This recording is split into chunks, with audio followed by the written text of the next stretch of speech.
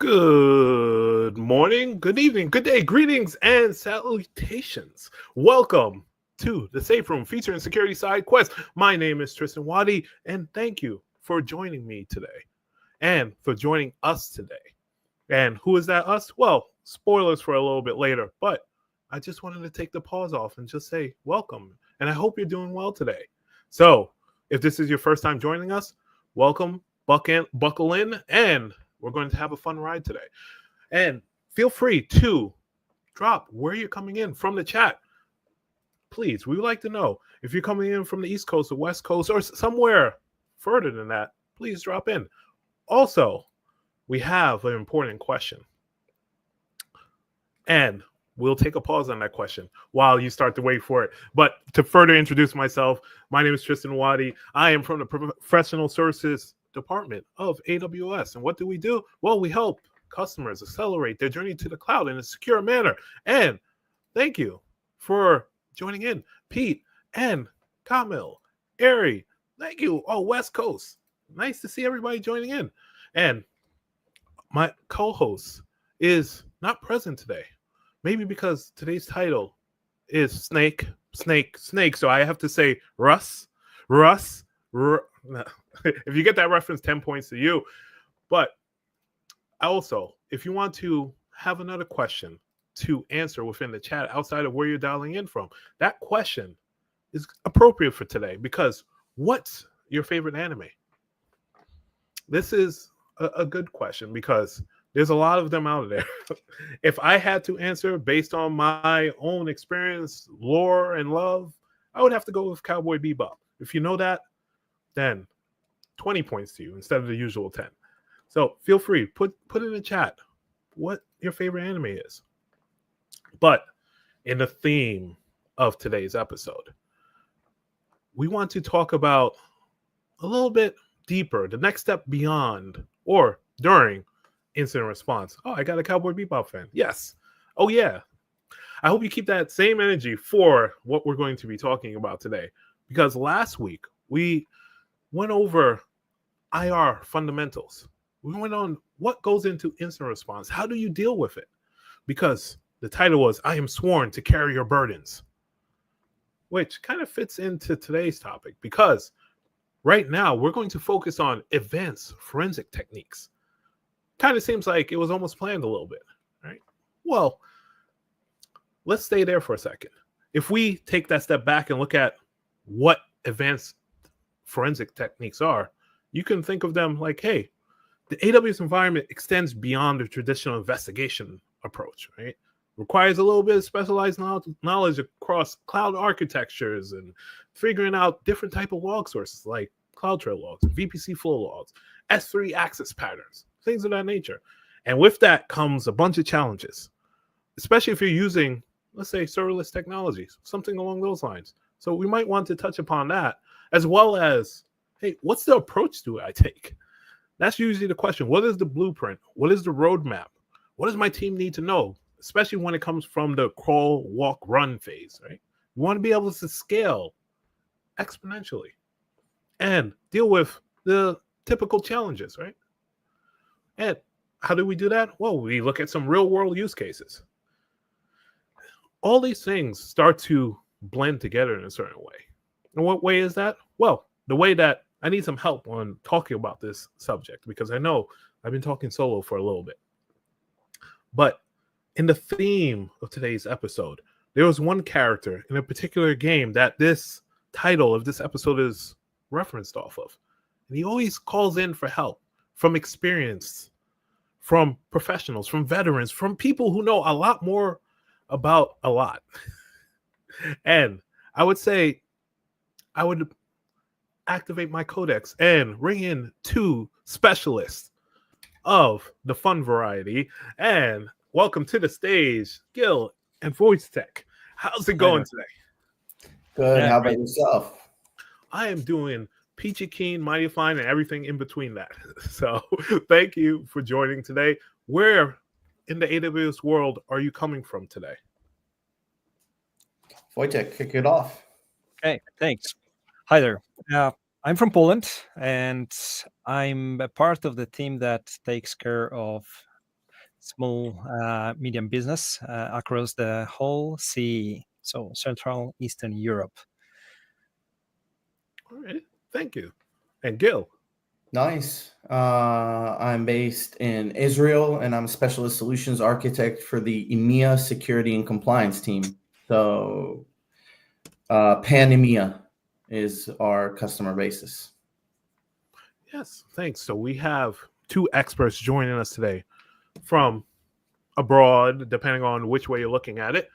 The real question that I want to ask you two, kind of putting the forensics aside, is what's your favorite anime? The crowd wants to know, the comments want to know. So I leave that question. Gil, how about you first? I think I could go a bit nostalgic, giving him my old age, it might be. But I think Dragon Ball Z was, when I was a kid, was the go-to. There weren't too many options, so that one stuck with me, I would say. Nice. The Dragon Ball. That's a good one. That's a classic. So Wojtek, now it's on you. From those one who it's probably the Rescue Rangers. I love to love to watch them. Yeah, I have the theme now in my head. Now that you said that name, it's just it's nothing too big, nothing too small. Something. Yeah, yeah, that's a good one. So yeah. Also, chat, feel free to answer that as well. I see. Thank you.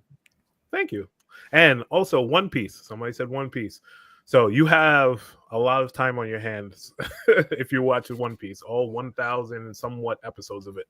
So now that we have that fun out of the way, another question is in the theme of today's episode. If we're like Solid Snake, infiltrating bases, what's your first move when investigating a compromise within an environment? And feel free, whoever wants to go first and answer. Run. Don't do it. Save yourself the sweat, blood, and tears.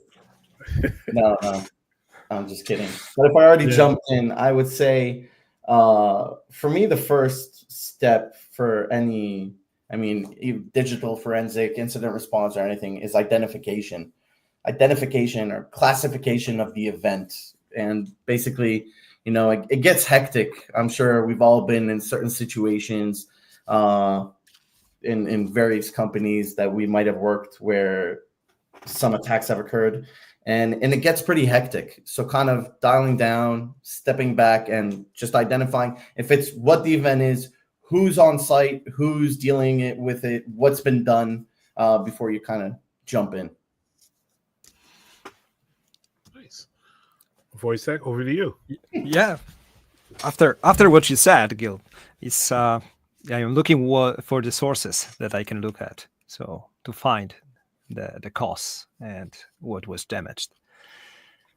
Yeah, and that brings up some good points, is kind of the identification and trying to figure out what happened, right? And how do you do that? And we'll get into how you kind of do that in a little bit.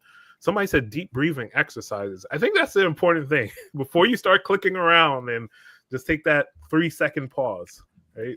And say, okay, this is what we're going to do. And there's a spoiler, there's an incident response plan that somebody always references on this show, but they're not here today, so I got to bring it up. So, Pete, during a major event, communication channels need to exist. Yes, that is a very important part, Pete, and thank you for mentioning that, because communication is key, especially when you have a large organization that has multiple, let's say, departments and people who need to be contacted. So if you have an account owner and the only person that can make decisions on the account is that account owner, then they need to be on that call. So very important.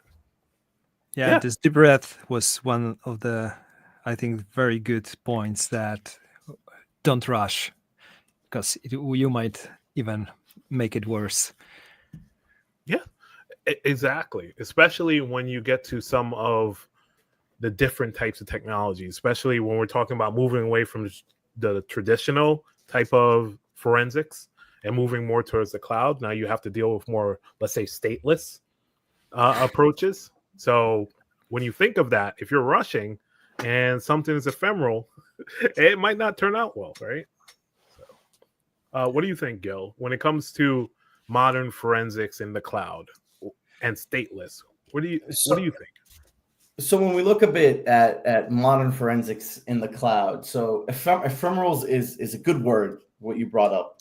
There's kind of a paradigm shift, and various conversations that I have with customers, I like to say, if it looks at TDIR, threat detection and incident response, or DFIR, digital forensic and incident response, I like to say it's evolution. It's not revolution. So it is important to remember the peas and the carrots, or the vegetables and the fruits, which are the basis for any healthy appetite. But there are some new things that we encounter. So if we look, first of all, at the construct of APIs and API-driven architecture, if it's ClickOps, and for example, when you use the AWS console and anything is done, if it's with EC2, RDS, I'm moving away from ephemeral services. It's a different approach than we used to have, for example, traditional, when I remember a ransomware running on some laptop that we would just take to the side, shut down the Wi-Fi, RJ, pull it out, and then confined. And there'd be the event log or the Windows event log that we would check. But with an API-driven architecture or infrastructure, which cloud providers have, it's kind of a different approach. It's a fingerprint that's usually, if properly configured, is always there. And we want to verify that we look at that and monitor that. Yeah, and you make a couple of good points there as well. Of if we work backwards from the API standpoint, the APIs kind of represent both the attack surface and the primary source of evidence, right? So to your point, rather than analyzing the disks themselves, you need to be able to reconstruct the attacker's vectors of attack, right? So you have to look at logs and CloudTrail and things like that if you go to the AWS world. But if you go back to the stateless side of the house, right, what are some of the mechanisms? And I keep using the word ephemeral, right? That's the word of the day, and somebody can scream and make applause later. But ephemeral, when stateless and forensics, how do you approach that? So when it comes to, I would say, the two main aspects that we would look or would like to see customers when we work with them on similar situations would be, first of all, log collection, and the second would be identity. So that correlates a bit with CloudTrail or with the audit log that you may have, which showcases what has gone and how. But basically, and this is a harsh statement, I would say the host is dead. The construct of host is something that we want to kind of move out from. And if it's containers running on EKS, ECS, or I would even say EC2 instances are ephemeral in their construct, just a sheer velocity and elasticity that you could start in a crypto mining, for example, attack. Someone could exfiltrate into one of your regions, start high 10, 15 instances, and then shut them down. So we would like to have basic logging capabilities, and spoiler alert for later, but for example, a SIEM solution or something to kind of, or some security data lake to push all those events from different containers, systems that we might have. And due to this ephemerality, I would say, if that's even a word, but ephemeral systems. We coined it today. Yeah. I'd like to focus on runtime, something that's a bit different than the traditional approach that we used to have. And once we focus more on runtime and things that are being done at the moment, that's something that we would help us identify from the get-go what's going on. And even if it was ephemeral, we would have some sort of evidence, even if it's not memory or disk, there will be some logging again around runtime, what happened. Yeah, I would add to bear in mind that some of them are ephemeral. So, yeah. What I found that at some point, you mentioned that cloud is an API-driven architecture, maybe not architecture, but technology. So there is still a part of the, let's say, history that is with us. So we need to store the logs somewhere, right? So even if we have all the APIs, CloudTrail, whatever, there are some let's say, EKS. It has some containers, right? And those containers have logs. So those logs needs to be sent somewhere. Yeah, exactly. And that brings up the larger question of storage and how long are you keeping the logs and where you're sending in, who has access. So if you take like Control Tower, for example, and you have a centralized logging account, some people just think, oh, CloudTrail logs. But to your point, what about Kubernetes logs and things of that nature? Are you storing all those in? Are you storing them for appropriate length of time from, let's say, a forensic standpoint? And if you have to go back and look through those logs, how are you doing that? Are you using something like Athena to query the logs? Do you have Glue set up and so on and so forth, right? It's a fun conversation to have. But Yeah, when you're looking at the strategies, I think that's another piece of it, right? The preventative pieces, especially when you're dealing with stateless, because you need to have some, let's say, preventative mechanisms. My mind always goes there. I don't know, it's the security brain in me, but it's like, okay, what is the logging strategy and how do we capture it? And do we have event-driven architecture in order to trigger something and shut down something, right? Simplest terms, but I think that plays a part. What are your thoughts, Wojtek? yeah. This you got the point. I mean, there is a change. I mean, not only you have to learn a new environment like a cloud and infrastructure, how to deal with that, how to deploy something on it, and where to store the logs. You mentioned the storage, but also the way how we should approach all the new things like CloudTrail. What is it? So it stores some information about the calls, everything that is created or changed on, for example, AWS. It's API driven, right? But still, there are some parts of the architecture that you need to figure it out by yourself, how you want to store them. If the cold or hot logs should be stored for what time? I don't know, month, maybe half a year. Sometimes there are requirements coming from the outside that you have to think about it and then do some analytics on it. Yeah, and that's the interesting point, because sometimes something could just be sitting in a system for a period of time, not even a month, 6 months, and nobody notices. Hopefully that's not the case, but if you have to go back to the logs to say, okay, what suspicious API calls were made by this user account? Do you have those logs, or were they purged out after 90 days, right? Did you put them in Glacier or something along those lines, if you're looking at it from an AWS perspective?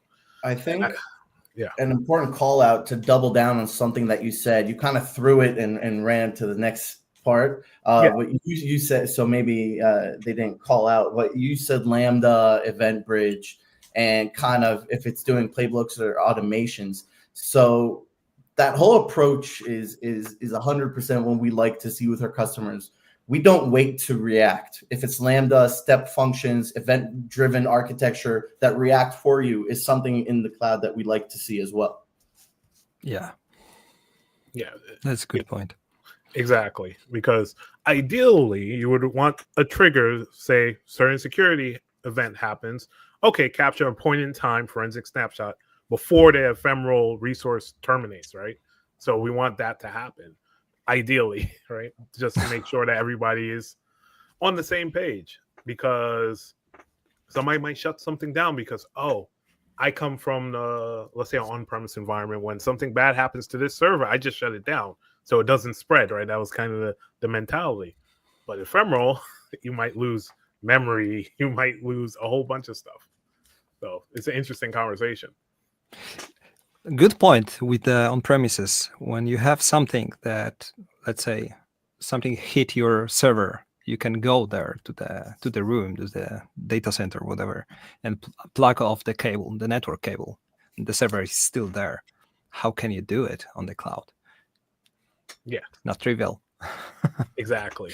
Another thing that aligns with that is in digital forensics, when it comes to chain of custody and how we can assure that in certain ways. So a thought process, a mental model that I like to do with our customers is, for example, if we retain some snapshots or have them encrypted and stored in some forensics account in S3, So utilizing, for example, KMS and a KMS key policy in order to only allow encryption and decryption for a specific account, a specific principal, where it's a complete paradigm shift from when we would store the physical laptop or the server from the data center and, I don't know, put it in some safe or stored locker room till law enforcement comes or some agent would come to look at it. There's those cases where people just put, hey, this server, just put it in the kitchen and we'll deal with it later, because it's limited in space. I think that there should be a procedure for that. I mean, we should have everything, maybe not everything, but most of the cases that are most crucial for our companies, for our business, to be written down, how we should behave in this or that situation. Exactly.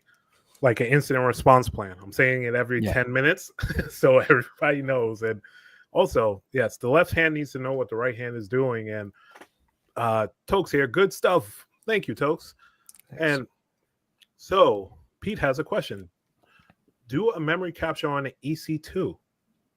I think that kind of goes back to what is your incident response plan itself? When something occurs within the environment, what is your tagging strategy to label something as bad? Do you capture the memory? Do you have a snapshot? How do you do network isolation? Do you have security groups? Things of that nature, right? To isolate the instance. But I think I captured a couple of things. What do you guys think?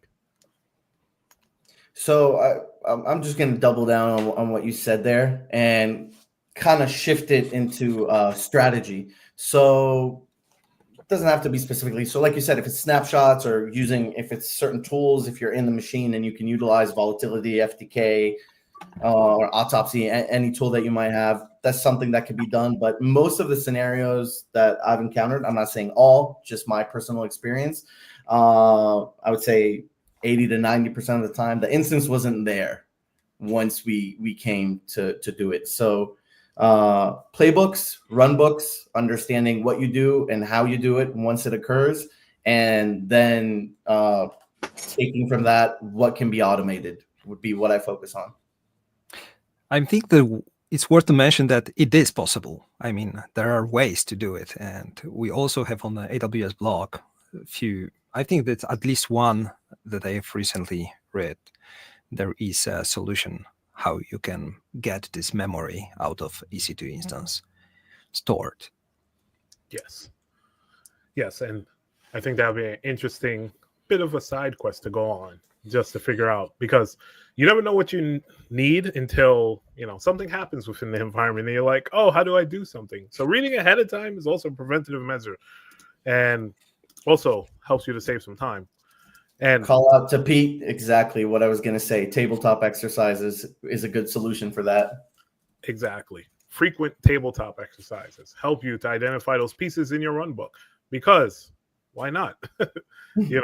When you start to get into this conversation of run books and playbooks and incident response plan, it really depends on the maturity of your environment. And Pete also brings up that where the AWS maturity level users will greatly impact what they have set up.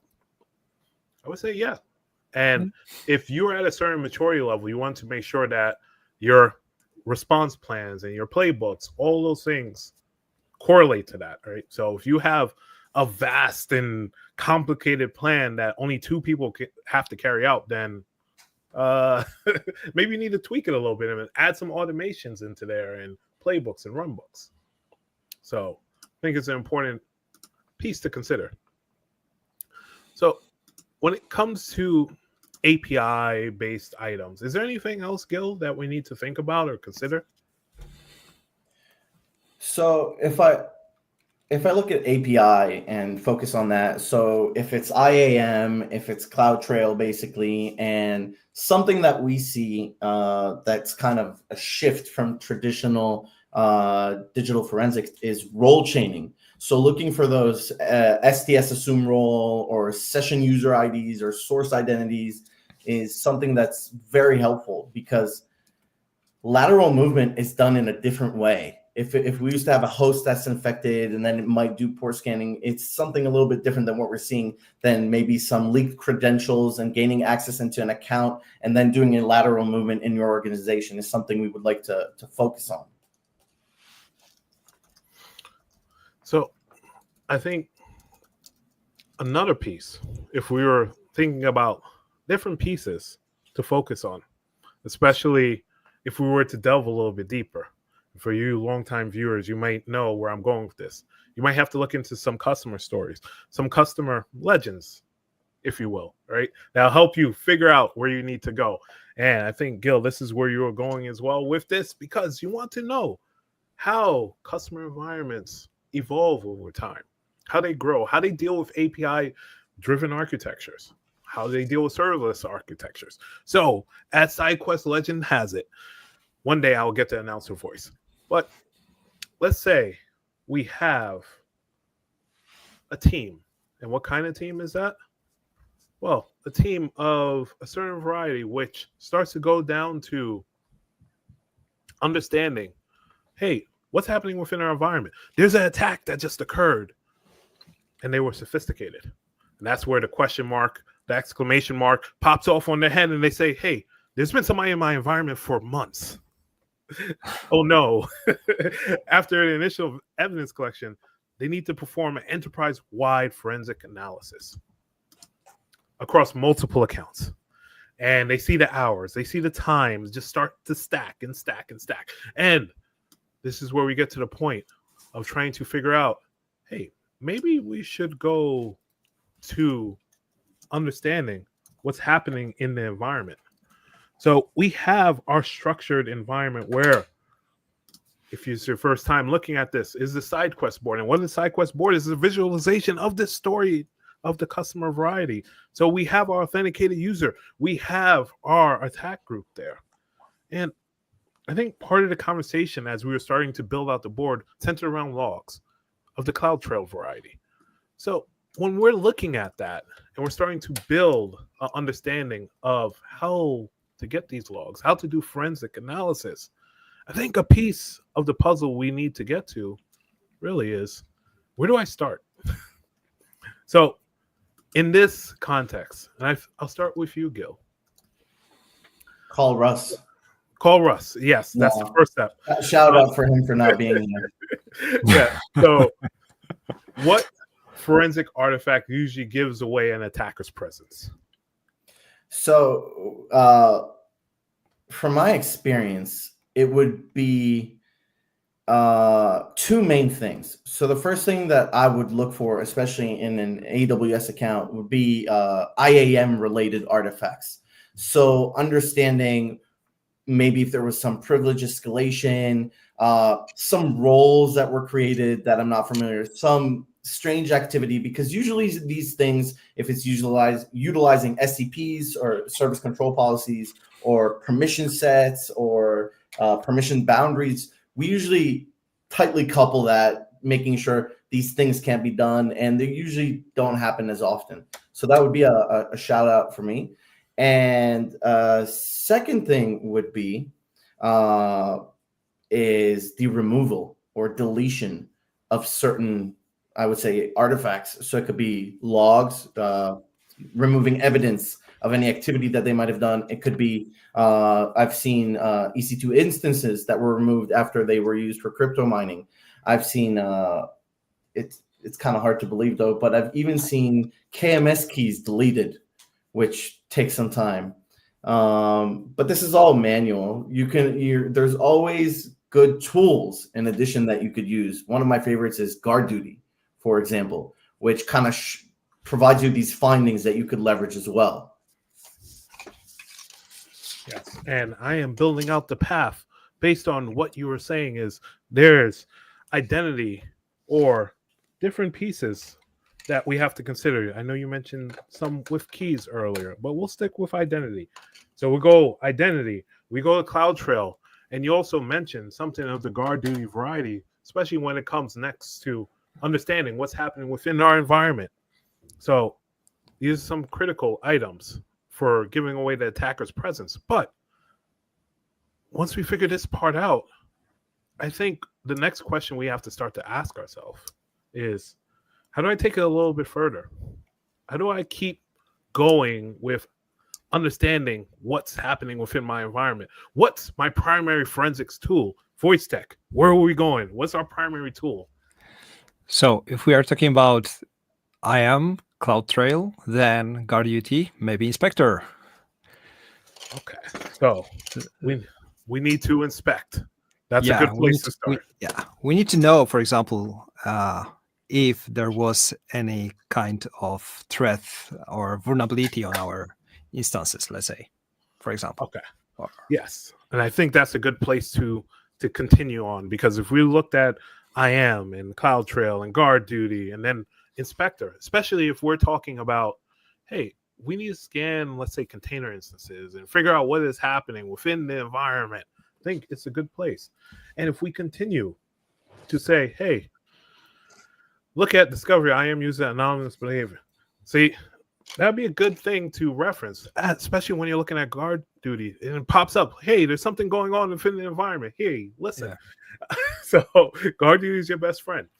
And when you're thinking about the attacker's presence and then continuing on along the way, because this is your AWS environment. This is what we're trying to protect. We have data in here. But I think one of the questions is, and it kind of goes back to, hey, how many logs do I actually have? What? Put that down right there next to our data. Yeah. So we have S3 bucket. Yeah. S3 bucket is an important part of this, right? Because when you start to think about, hey, what's your most reliable data source? And I think based on this is the logs. And where do we put the logs? Into S3. But what else do we need to do? Do we need to handle the logs a certain way? If we're heading down this path of understanding, do we just put everything in the S3 buckets and then we're good? What do you guys think? So from my side, if we have logs and they are stored, we need to investigate them. So how to do it? There are different ways, right? We can do Athena with the glue. We can use it to search the logs. Might be hard, but if you know what you're doing, it's great. We can use OpenSearch, Amazon OpenSearch. It's another tool. Or we can use our partner solutions like SIEM-like solutions or something that will help us to connect all those dots together. Of course, there is...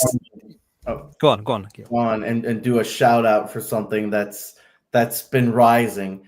And it's, so we've talked about GuardDuty and Inspector and various tools that have, if it's machine learning or generative AI based in the services themselves. But what I've started to see is people using Gen AI for security, and investigating logs is one of those, and basically using natural language investigation. So if it's connecting some LLM to this log source and then just asking like which IAM roles were assumed from a suspicious IP that I've identified. So it's a new approach that kind of simplifies the way we would investigate if we would see traditional, or what we currently still see, if it's Athena, OpenSearch with Security Lake, etc.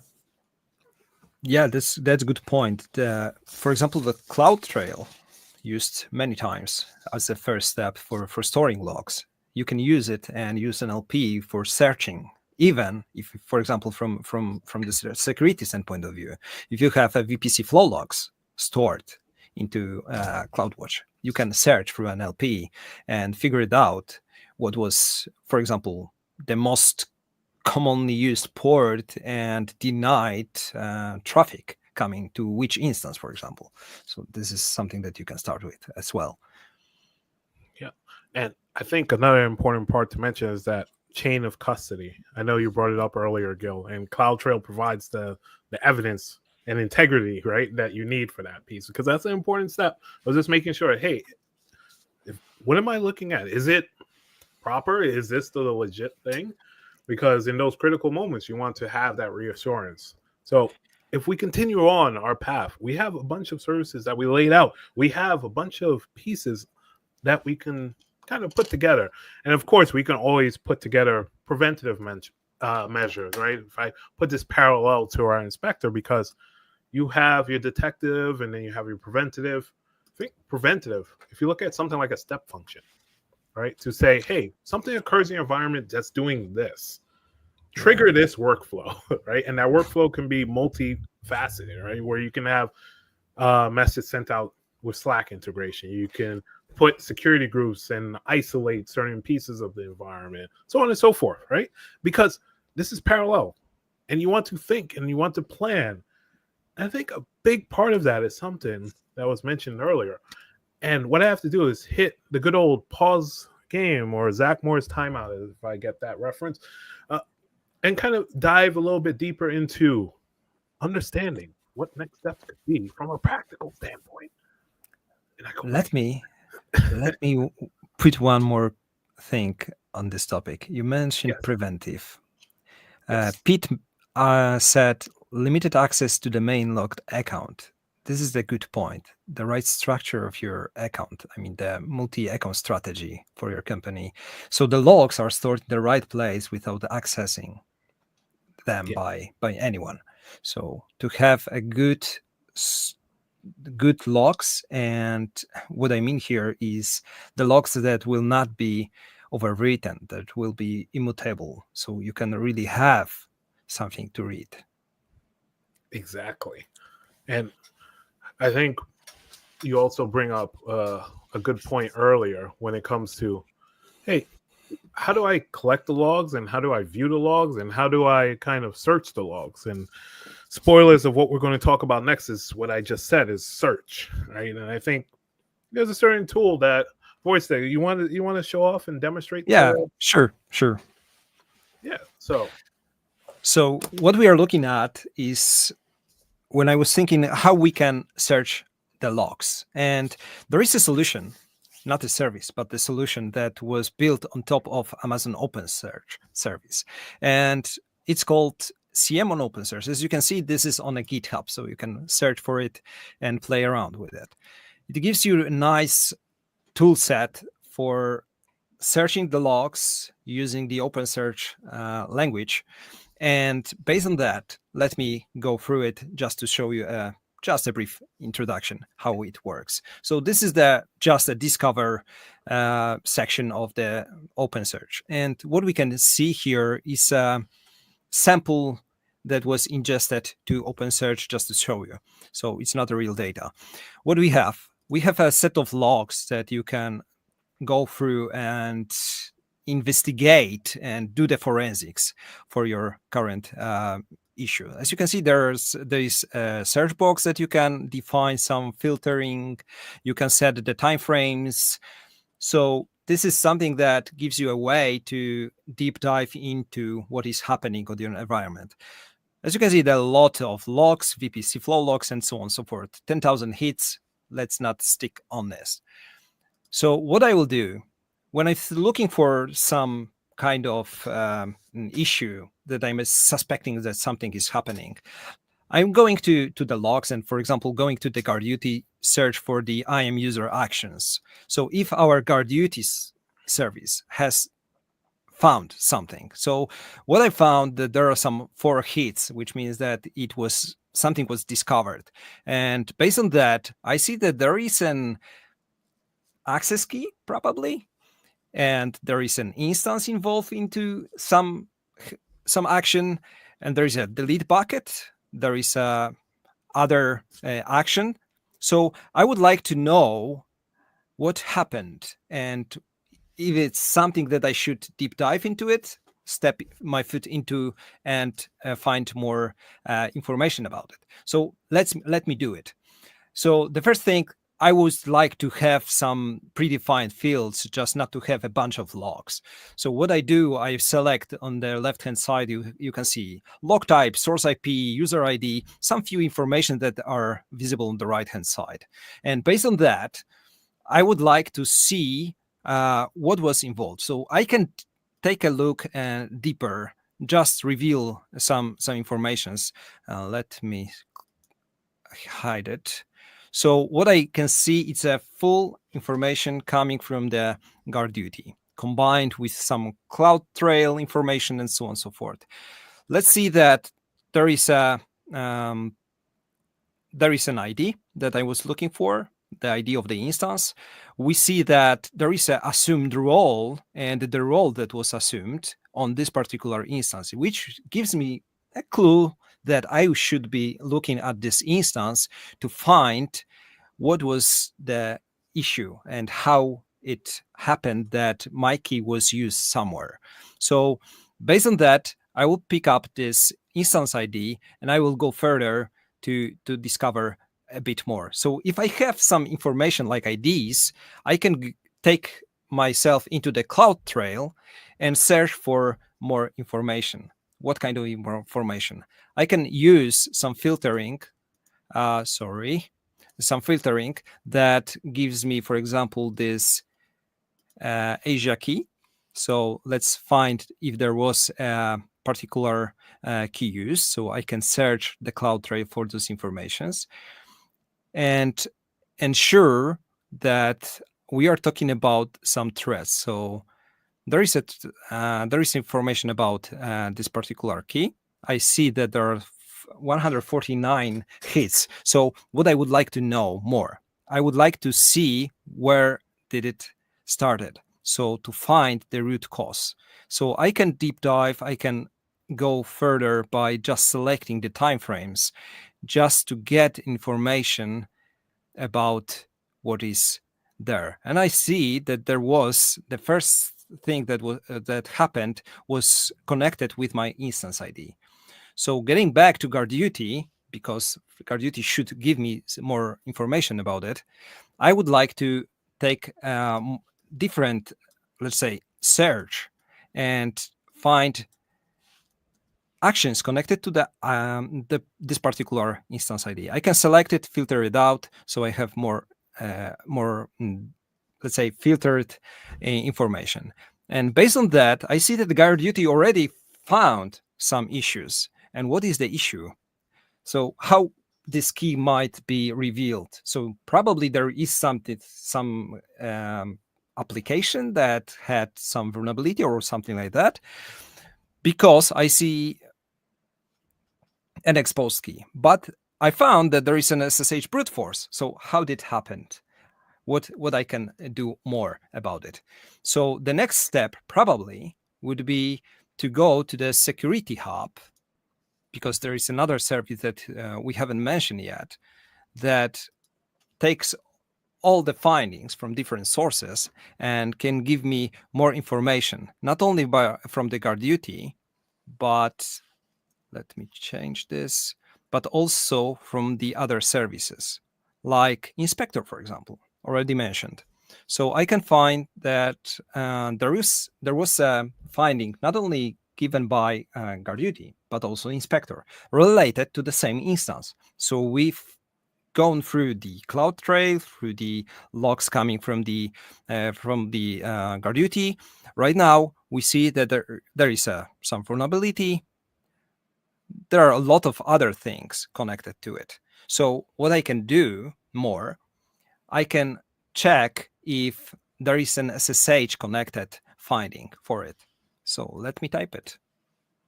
So I see that that Inspector also found the issue with the credentials. So how can I find it? We mentioned that there are logs and we should store logs somewhere.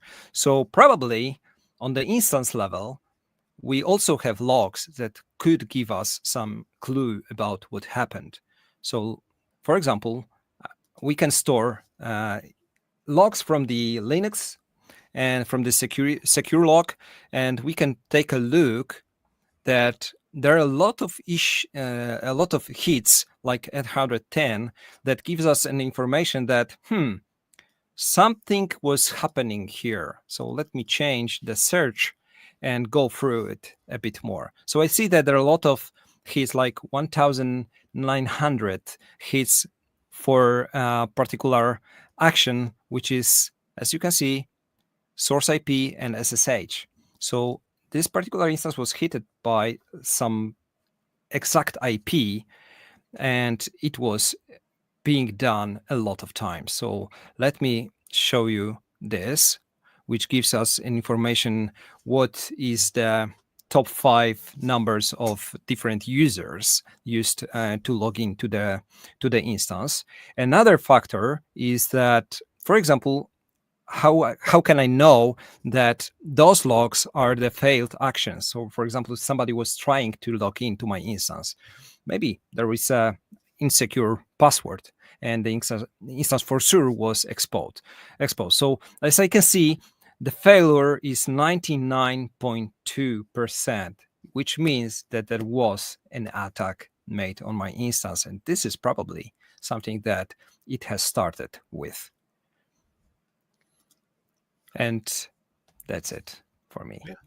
And I think you laid out a number of great steps. And I don't know if the audience caught all of those different pieces of jumping around the back end of different AWS services, right?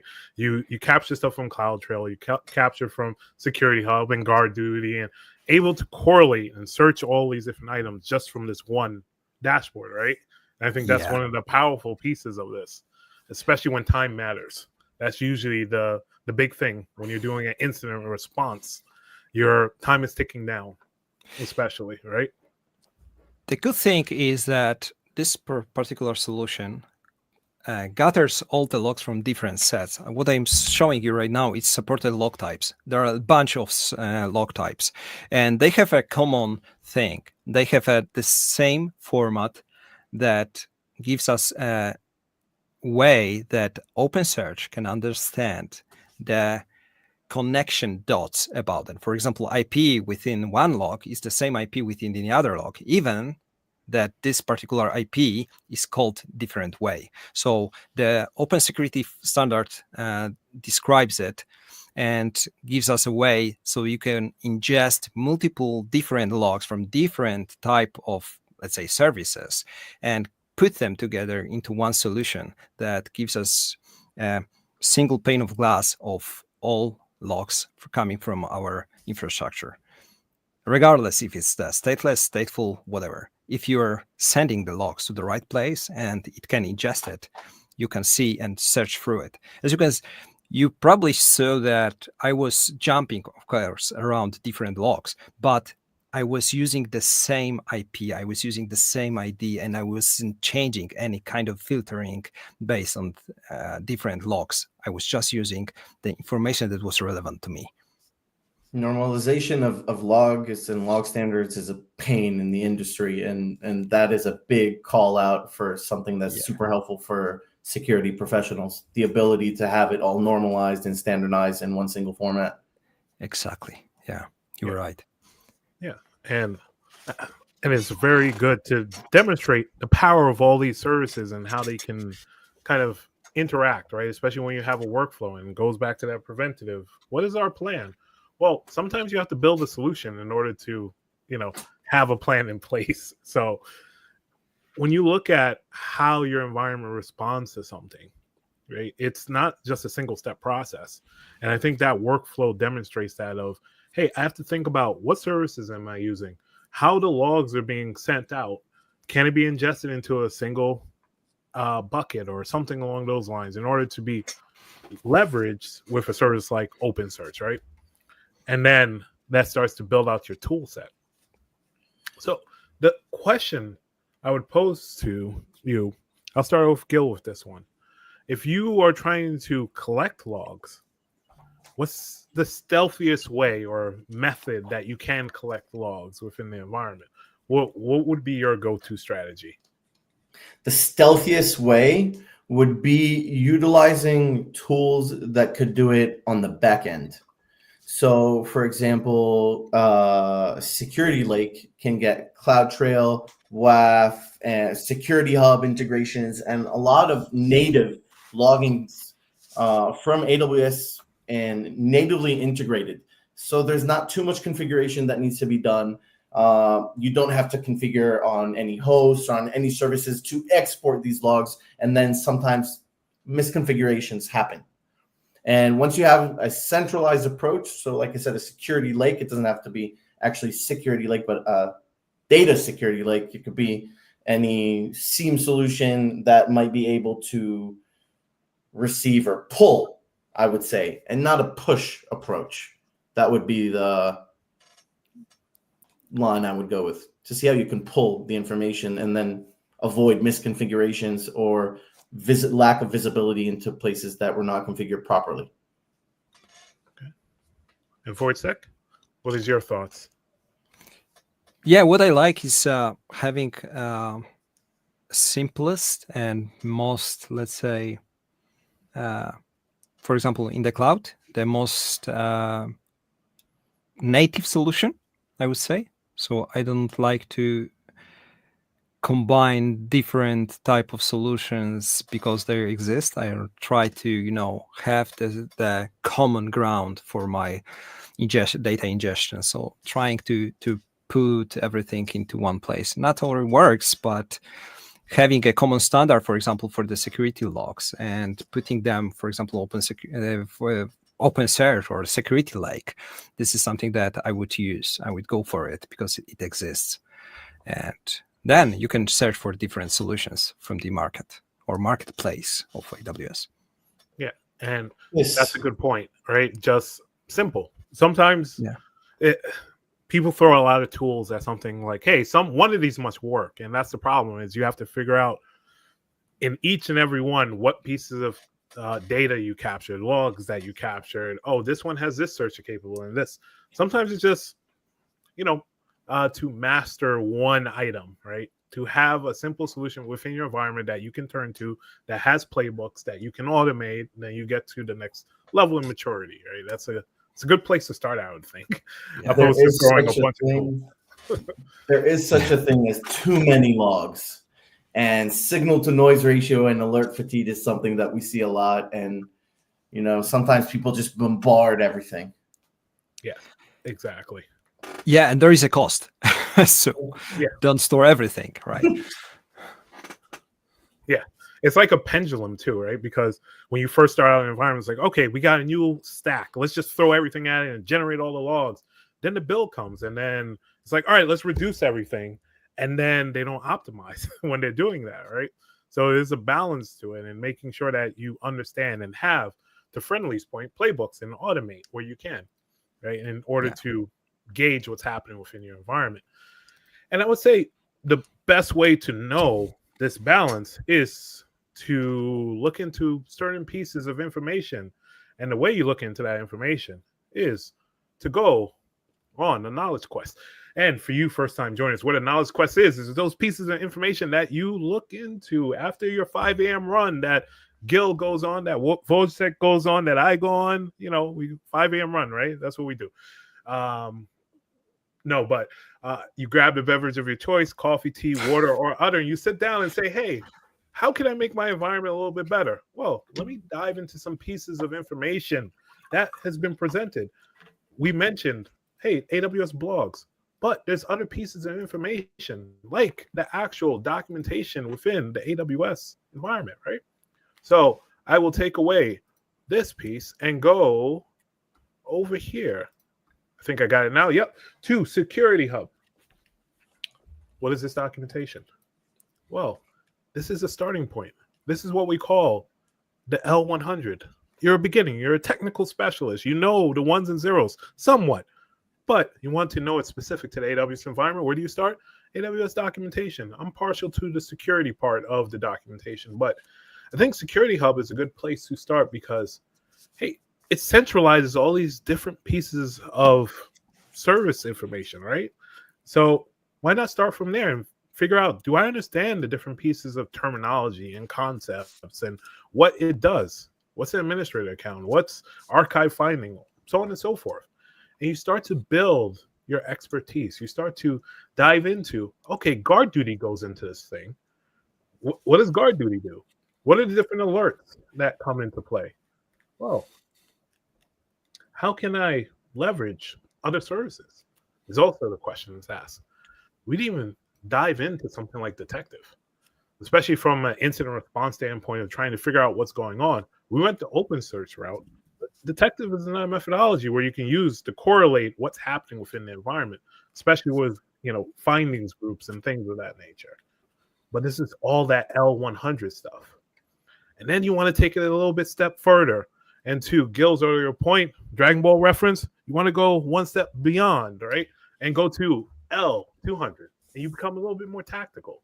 You start to think about step functions, as we mentioned. It's like, hey, these pieces of automation, you could put into the environment to say A plus B equals C unless it equals D, E, F, G, right? And do all these other things. And that's what it is. What's your use case, right? Diving into this. This is where you start to go from a tactical specialist approach. Still on theme with our today's title. But what you also want to dive into is understanding, hey, what happens in a ransomware situation? And that's where you get to the L300. This is the level beyond. This is the L300. This is actually hands-on keyboard stuff of like, hey, ransomware on S3. What do I do? How do I detect it? How do I go through this?